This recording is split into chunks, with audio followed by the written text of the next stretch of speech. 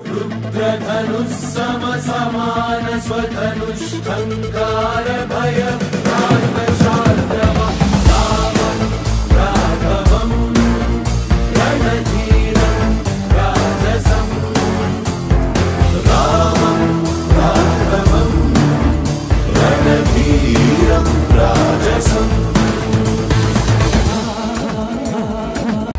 Hi ಎಲ್ರಿಗೂ ನಮಸ್ಕಾರ.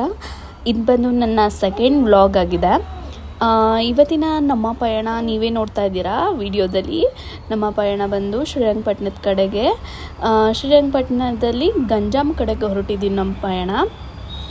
ಇಲ್ಲಿ ಒಂದು ಸುಮಾರು 800 ವರ್ಷದ ಹಳೆಯ ಪುರಾತನ ದೇವಸ್ಥಾನವನ್ನು ತೋರಿಸ್ಲಿಕ್ಕೆ ನಾನು ಹೊರಟಿದ್ದೀನಿ. ಈ ದೇವಸ್ಥಾನನ ಕೆಲವೊಬ್ಬರು ಈಗಿನ ಕಾಲದ ಹುಡುಗರು ಬಂದು ಜೀರ್ಣೋದ್ಧಾರ ಮಾಡಿದ್ದಾರೆ. ಆ ಜೀರ್ಣೋದ್ಧಾರದ ವಿಡಿಯೋನ ನಾನು ಇದಕ್ಕೆ ಮುಂಚೆ ಅಂದರೆ ವಿಡಿಯೋದಲ್ಲಿ ಆ್ಯಡ್ ಮಾಡಿದ್ದೀನಿ, ಹೇಗಿತ್ತು ದೇವಸ್ಥಾನ ಆ್ಯಂಡ್ ಹೇಗೆ ಜೀರ್ಣೋದ್ಧಾರ ಮಾಡಿದ್ದಾರೆ ಅಂತ. ಆ್ಯಂಡ್ ಈ ಶಿಲ್ಪಗಳನ್ನೆಲ್ಲ ಹೊಸದಾಗಿ ಮತ್ತೆ ರಾಮಂದಾಗಲಿ ಸೀತೆದಾಗಲಿ ಪ್ರತಿಯೊಂದು ದೇವರದ್ದು ಹೊಸದಾಗಿ ಮತ್ತೆ ಕೆತ್ತಿಸಿ ಕಂಪ್ಲೀಟ್ ದೇವಸ್ಥಾನನ ಜೀರ್ಣೋದ್ಧಾರ ಮಾಡಿದ್ದಾರೆ. ಆ್ಯಂಡ್ ಈ ವಿಡಿಯೋದಲ್ಲಿ ನೀವು ನೋಡ್ಬೋದು, ಇಲ್ಲಿ ದೊಡ್ಡ ಗೋಸಾಘಟ್ ರೋಡ್ ಅಂತ ಕಾಣಿಸ್ತಿದೆ. ಈ ರೋಡಲ್ಲೇ ಬಂದು ಈ ದೇವಸ್ಥಾನ ಬರುತ್ತೆ. ನೀವು ಇಲ್ಲಿ ವಾಚ್ ಮಾಡ್ಬೋದು, ನಾನು ವಿಡಿಯೋದಲ್ಲಿ ತೋರಿಸಿದ್ದೀನಿ.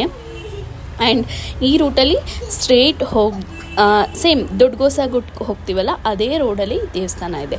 ಆದರೆ ಇದೊಂದು ಸಣ್ಣ ದೇವಸ್ಥಾನ, ಬಟ್ ತುಂಬ ತುಂಬ ತುಂಬ ತುಂಬ ಚೆನ್ನಾಗಿದೆ ನೋಡಲಿಕ್ಕೆ. ಎಲ್ಲರೂ ಹೋಗಬೇಕಾಗಿರೋಂಥ ಒಂದು ಸ್ಥಳ ಅಂತ ನಾನು ಹೇಳಲಿಕ್ಕೆ ಇಷ್ಟಪಡ್ತೀನಿ, ಯಾಕಂದರೆ ಅಷ್ಟು ತುಂಬ ಚೆನ್ನಾಗಿದೆ. ಈ ದೇವಸ್ಥಾನನ ಎಲ್ಲ ಜೀರ್ಣೋದ್ಧಾರ ಮಾಡಿದಂಥ ಪ್ರತಿಯೊಂದು ವ್ಯಕ್ತಿಗೆ ನನ್ನ ತುಂಬ ಹೃದಯದ ಧನ್ಯವಾದನ ಹೇಳೋಕ್ಕೆ ಇಷ್ಟಪಡ್ತೀನಿ. ಯಾಕಂದರೆ ಅಯೋಧ್ಯೆಯಲ್ಲಿ ರಾಮನ ದೇವಸ್ಥಾನ ಹೇಗೆ ಇಷ್ಟು ಬೇಗ ಇದಾಯಿತು, ಹಾಗೆಯೇ ಈ ದೇವಸ್ಥಾನ ಕೂಡ ತುಂಬ ಬೇಗ ಜೀರ್ಣೋದ್ಧಾರ ಮಾಡಿದ್ದಾರೆ. ತುಂಬ ಕೆಲವೊಂದು 22 ಏಜ್ ಹುಡುಗರು ಎಲ್ಲ ಸೇರಿಕೊಂಡು ಒಂದು 15-14 ಮೆಂಬರ್ಸ್ ಅನ್ಕೊತೀನಿ, ಅವರು ಈ ದೇವಸ್ಥಾನ ಜೀರ್ಣೋದ್ಧಾರ ಮಾಡಿದ್ದಾರೆ. ನೀವು ವಿಡಿಯೋದಲ್ಲಿ ನೋಡ್ತಾ ಇರ್ಬೋದು, ನಾವು ದೇವಸ್ಥಾನದ ಮುಂದೆ ಬಂದಿದ್ದೀವಿ. ಇದೇ ಶ್ರೀರಾಮನ ದೇವಸ್ಥಾನ. ಇಲ್ಲಿ ಆ್ಯಕ್ಚುಲಿ ಮುಂದೆ ವಿಡಿಯೋದಲ್ಲಿ ನೋಡ್ತಾ ಇರ್ಬೋದು ಖಾಲಿ ಮಂಟಪ ಇದೆ. ಆ ಮಂಟಪದಲ್ಲಿ ಬಂದು ಆಂಜನೇಯ ಸ್ವಾಮಿನ ಪ್ರತಿಷ್ಠಾಪನೆ ಮಾಡಿದರು, ಬಟ್ ಅದೇನೋ ಇದಾಗಿದೆ ಅಂತ ತೆಗೆದಿಟ್ಟಿದ್ದಾರೆ, ಮತ್ತೆ ಪ್ರತಿಷ್ಠಾಪಿಸ್ತಾರೆ ಈಗ. ಆ್ಯಂಡ್ ದೇವಸ್ಥಾನ ಕಂಪ್ಲೀಟ್ ನಿಮ್ಗೆ ತೋರಿಸ್ತಾ ಇದ್ದೀನಿ ಎಷ್ಟು ಚೆನ್ನಾಗಿದೆ ಈ ದೇವಸ್ಥಾನ ಅಂತ. ಇದೇ ಆ ಜೀರ್ಣೋದ್ಧಾರ ಆಗಿರೋ ದೇವಸ್ಥಾನ. ನೋಡಿ ಎಷ್ಟು ಚೆನ್ನಾಗಿ ಕಾಣಿಸ್ತಿದೆ ಈ ದೇವಸ್ಥಾನ ಅಂತ. ತುಂಬ ಚೆನ್ನಾಗಿದೆ ಈ ದೇವಸ್ಥಾನ. ಆ್ಯಂಡ್ ಶಿಲ್ಪಕಲಾಕೃತಿಗಳನ್ನೂ ಅಷ್ಟೇ ತುಂಬ ಚೆನ್ನಾಗಿ ಹೊಸದಾಗಿ ಕೆತ್ತಿಸಿದ್ದಾರೆ. ಆ್ಯಂಡ್ ಸುತ್ತ ಹಚ್ಚ ಹಸಿರಿಂದ ಕೂಡಿದೆ. ಆ್ಯಂಡ್ ರಾಮನ ಬಗ್ಗೆ ಕೂಡ ಕೆಲವೊಂದು ರೈಟಿಂಗ್ಸ್ ಕೂಡ ಬರೆದಿದ್ದಾರೆ. ತುಂಬ ಆಕರ್ಷಣೀಯವಾಗಿದೆ ಈ ದೇವಸ್ಥಾನ ಬಂದು, ನೀವೇ ನೋಡ್ತಾ ಇರ್ಬೋದು ವಿಡಿಯೋದಲ್ಲಿ. ಆ್ಯಂಡ್ ಎಸ್ಪೆಷಲಿ ಒಂದೇನಾದ್ರು ಚಿಕ್ಕದಾಗಿ ಪ್ರೀ ವೆಡ್ಡಿಂಗ್ ಶೂಟ್ ಮಾಡಿಸ್ತೀನಿ ಅಂದರು ಇಲ್ಲಿ ಮಾಡಿಸಿದ್ರು, ತುಂಬ ಚೆನ್ನಾಗಿ ಬರುತ್ತೆ. ಕೆಲವೊಬ್ರಿಗೆ ಈ ದೇವಸ್ಥಾನ ಗೊತ್ತಿರಲ್ಲ ಅಂತ ಈ ವಿಡಿಯೋದಲ್ಲಿ ಈ ದೇವಸ್ಥಾನನ ನಾನು ತೋರಿಸ್ತಾ ಇದ್ದೀನಿ. ನೋಡಿ ದೇವಸ್ಥಾನದ ಒಳಗಡೆ ಹೋಗ್ತಾ ಇದ್ದೀವಿ, ಹೇಗೆ ಕಾಣಿಸುತ್ತೆ ಅಂತ. ಇದೇ ಶ್ರೀ ರಾಮ ಮಂದಿರ. ನೋಡಿ ಈ ಕಲಾಕೃತಿ ಕೂಡ ಎಷ್ಟು ಚೆನ್ನಾಗಿ ಕೆತ್ತಿದ್ದಾರೆ ಅಂತ ನೀವು ವಿಡಿಯೋದಲ್ಲಿ ನೋಡ್ತಾ ಇದ್ದೀರಾ. ಆ್ಯಂಡ್ ಇದು ಆಂಜನೇಯ ಸ್ವಾಮಿ. ತುಂಬ ಚಿಕ್ಕ ಚಿಕ್ಕ ವಿಗ್ರಹಗಳನ್ನ ಕೆತ್ತಿಸಿದ್ರು. ತುಂಬ ಆ ಮುಖದಲ್ಲಿ ಒಂದು ಸ್ಫೂರ್ತಿ ಅನ್ನೋದು ಕಾಣಿಸುತ್ತಲ್ಲ ದೇವರ ಮುಖದಲ್ಲಿ, ಅದು ತುಂಬ ಚೆನ್ನಾಗಿದೆ ಎಲ್ಲ ಕೆತ್ತನೆಗಳಲ್ಲೂ. ಆ್ಯಂಡ್ ಇಲ್ಲಿ ಮಧ್ಯದಲ್ಲಿ ಬಂದು ರಾಮ ಸೀತಾ ಲಕ್ಷ್ಮಣ ಅವರಿದ್ದಾರೆ. ಈ ಕಡೆ ಬಂದು ಆಂಜನೇಯ ಸ್ವಾಮಿ ಇದೆ. ಒಟ್ಟು ಈ ಕಡೆ 3, ಅಲ್ಲೊಂದು 5-6 ದೇವ್ರನ್ನ ಪ್ರತಿಷ್ಠಾಪಿಸಿದ್ದಾರೆ. ಇಲ್ಲಿ ನೋಡ್ತಾ ಇರ್ಬೋದು ಎಷ್ಟು ಚೆನ್ನಾಗಿದೆ. ಇದು ಹೆಣ್ದೇವರು, ತುಂಬ ಚೆನ್ನಾಗಿ ಪ್ರತಿಷ್ಠಾಪನೆ ಮಾಡಿದ್ರು. ನಾವು ಈ ದೇವಸ್ಥಾನದ ಪ್ರತಿಷ್ಠಾಪನೆ ಕೂಡ ನಾವು ಹೋಗಿದ್ವಿ. ತುಂಬ ಚೆನ್ನಾಗಿ ಎಲ್ಲ ಕಾರ್ಯಕ್ರಮಗಳನ್ನು ಸುಸೂತ್ರವಾಗಿ ಒಂದು ಹಚ್ಚ ಹಸಿರಿನ ಸುತ್ತ ಹಸಿರಿನ ಮಧ್ಯೆ ಈ ದೇವಸ್ಥಾನ ಇದೆ. ಆಮೇಲೆ ಇಲ್ಲೊಂದು ಶಿವನನ್ನು ಪ್ರತಿಷ್ಠಾಪಿಸಿದ್ದಾರೆ, ಮುಂದೆ ನಂದಿ ಕೂಡ ಇದೆ. ಆ್ಯಕ್ಚುಲಿ ಇದು ತುಂಬ ಚೆನ್ನಾಗಿದೆ, ನಂಗೆ ತುಂಬ ಇಷ್ಟ ಇಲ್ಲಿ ಈ ಥರ ಪ್ರತಿಷ್ಠಾಪನೆ ಮಾಡಿರೋದು.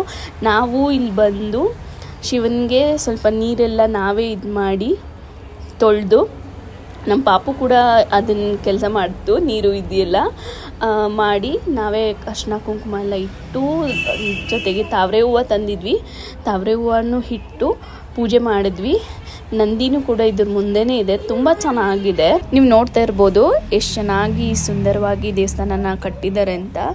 ಸುತ್ತಮುತ್ತ ತುಂಬ ಚೆನ್ನಾಗಿದೆ ಈ ದೇವಸ್ಥಾನ ನೋಡೋಕ್ಕೆ. ಆಮೇಲೆ ಪುರೋಹಿತರು ಬಂದು ನಮಗೆ ಈ ರಾಮಂದು ಪೂಜೆ ಮಾಡಿ ಆರತಿ ಮಾಡಿ, ನಾವೇ ಹೂವು ಹಣ್ಣು ಎಲ್ಲ ತಂದಿದ್ವಿ, ಕಾಯಿ ಪೂಜೆ ಮಾಡಿ ಕಂಪ್ಲೀಟಾಗಿ ಮಂಗಳಾರತಿ ಎಲ್ಲ ಮಾಡಿ ನಮಗೆ ಮಂಗಳಾರತಿ ಎಲ್ಲ ಕೊಟ್ಟು ನಾವು ಅಲ್ಲಿ ಸ್ವಲ್ಪ ಹೊತ್ತು ಕೂತು ದೇವ್ರನ್ನೆಲ್ಲ ಕಣ್ಣು ತುಂಬಿಕೊಂಡು, ನೋಡಿ ನೀವೇ ನೋಡ್ತಾ ಇದ್ದೀರಾ, ಮಂಗಳಾರತಿ ಮಾಡಿ ಎಲ್ಲರಿಗೂ ಮಂಗಳಾರತಿ ಕೊಟ್ಟರು. ಆ್ಯಂಡ್ ಈ ದೇವಸ್ಥಾನಕ್ಕೆ ದಯವಿಟ್ಟು ಶ್ರೀರಂಗಪಟ್ಟಣ ಗೋಸಾಘಟ್ ಕಡೆ ಹೋದಾಗ ದಯವಿಟ್ಟು ಹೋಗಿ, ಇದು ನನ್ನ ವಿನಂತಿ. ಯಾಕಂದರೆ ಆ ದೇವಸ್ಥಾನ ಜೀರ್ಣೋದ್ಧಾರ ಆಗಿದೆ ಆಲ್ರೆಡಿ. ಆ ದೇವಸ್ಥಾನಕ್ಕೆ ಕೆಲವೊಂದು ಚಿಕ್ಕ ಚಿಕ್ಕ ಸಹಾಯಗಳು ಇನ್ನೂ ಬೇಕು, ಅದು ಒಂದು ಸ್ವಲ್ಪ ಇದಾಗೋಕ್ಕೆ.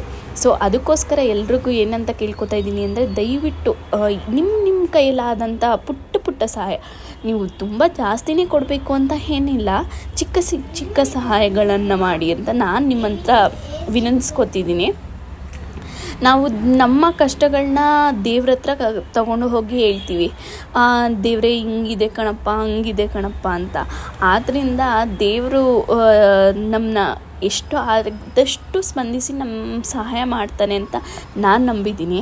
ಅದಕ್ಕೋಸ್ಕರ ನಾನು ನಿಮ್ಮ ಹತ್ರ ಕೇಳ್ಕೊತಾ ಇರೋದೇನೆಂದರೆ, ಈ ದೇವಸ್ಥಾನಕ್ಕೆ ಇನ್ನೂ ಕೆಲವೊಂದು ಏನಂತಾರೆ, ಇನ್ನೂ ಕೆಲವೊಂದು ಪುಟ್ಟ ಸಹಾಯಗಳು ಬೇಕು ಆ ದೇವಸ್ಥಾನ ಒಂದು ಮಟ್ಟಿಗೆ ಚೆನ್ನಾಗಿ ಆಗೋದಕ್ಕೆ.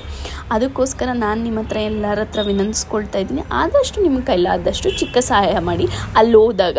ಯಾಕಂದರೆ ನನಗೆ ಸಹಾಯ ಮಾಡಿ ಅಂತ ನನಗೆ ಕಳಿಸ್ಕೊಡಿ ದುಡ್ಡು ಅಂತ ನಾನು ಯಾವತ್ತೂ ಕೇಳ್ತಾ ಇಲ್ಲ. ಅವ್ರಿಗೆ ಅಲ್ಲಿ ಹೋದಾಗ ಆ ರೋಡಲ್ಲಿ ದಯವಿಟ್ಟು ನಿಮ್ಮ ಕೈಲಾದಷ್ಟು ಹಣ ಸಹಾಯ ಮಾಡಿ, ಇಲ್ಲ ನಿಮ್ಮ ಕೈಲಿ ಏನಾಗುತ್ತೋ ಅದನ್ನು ಕೊಡೋಕ್ಕೆ, ದೇವ್ರಿಗೆ ಹೂವು ಆಗಲಿ ಮತ್ತೊಂದಾಗಲಿ ಏನಾದರೂ ಪರವಾಗಿಲ್ಲ, ಆ ಥರ ಸಹಾಯ ಮಾಡಿ ಅಂತ ಹೇಳ್ತಾ ಇದ್ದೀನಿ. ಆ್ಯಂಡ್ ಇಲ್ಲಿ ತೋರಿಸ್ತಾ ಇರೋದು ಆಂಜನೇಯ ಸ್ವಾಮಿದು ಆ ಕಲಾಕೃತಿ. ನನ್ನ ಮೇಲೆ ಫಸ್ಟ್ ತೋರಿಸ್ದೆ ನೋಡಿ, ಖಾಲಿ ಮಂಟಪ ಇದೆ ಅಂತ, ಅಲ್ಲಿ ಪ್ರತಿಷ್ಠಾಪನೆ ಮಾಡಬೇಕಾಗಿರೋದು. ಆ್ಯಂಡ್ ನೋಡಿ ತುಂಬ ಫುಲ್ ಸುತ್ತಮುತ್ತ ಎಲ್ಲ ತೋರಿಸಿದ್ದೀನಿ ಆಲ್ರೆಡಿ. ಇದಾಗಿತ್ತು ನನ್ನ ಸಣ್ಣ ಇವತ್ತಿನ ವ್ಲಾಗ್. ಇದೊಂದು ತುಂಬ ಪುರಾತನ ದೇವಸ್ಥಾನ. ದಯವಿಟ್ಟು ಶ್ರೀರಂಗಪಟ್ಟಣದ ಕಡೆ, ಗಂಜಾಮ ಕಡೆ, ದೊಡ್ಡ ಗೋಸಾಘಟ್ ಕಡೆ ತುಂಬ ಜನ ಓಡಾಡ್ತೀರಾ, ದಯವಿಟ್ಟು ಈ ದೇವಸ್ಥಾನಕ್ಕೆ ಹೋಗಿ. Thank you.